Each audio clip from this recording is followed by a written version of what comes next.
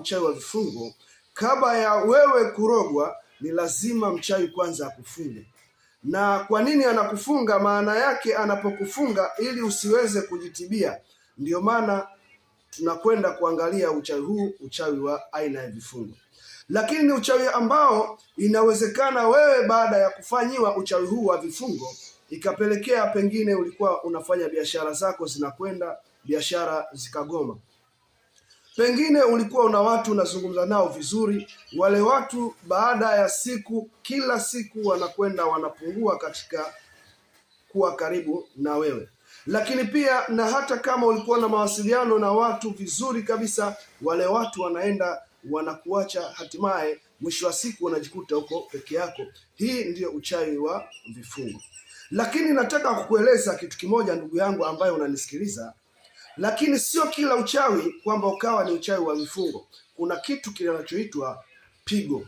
Tunapozungumzia pigo, ni tofauti na uchawi wa vifungo.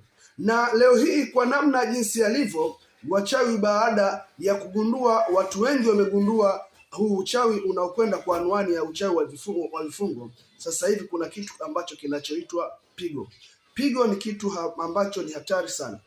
Tunasema anapokuwa amepigwa mtu, mfano wake, unapokuwa una biashara haitoki, pengine ulikuwa una mchumba wako, yule mchumba anakuwa harudi, pengine ulikuwa una kazi fulani, ile kazi unafukuzwa, pengine ulikuwa unasubiria majibu katika ofisi fulani, yale majibu yanakuwa hayatoki, pengine ulikuwa labda una rafiki yako anakusaidia, anakupa support katika masuala mbalimbali, yule rafiki yako anakuacha. Hii sio kifungo, hili ni pigo.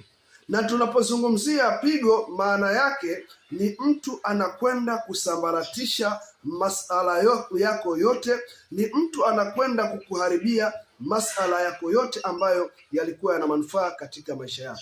Hili ndio pigo. Kwa hiyo leo nataka kukupa faida, ndugu yangu ambaye unanisikiliza, kupitia mambo haya mawili. Jambo la kwanza vifungo, na jambo la pili ili linalokwenda kwa jina la pigo. Namna gani unaweza kujiokoa na kujinusuru kutoka katika masala haya mawili, ambayo jambo la kwanza ni kifungo na jambo la pili ni pigo.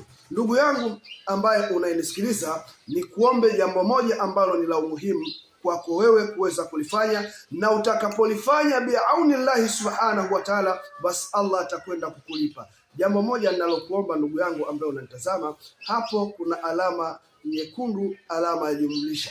Naomba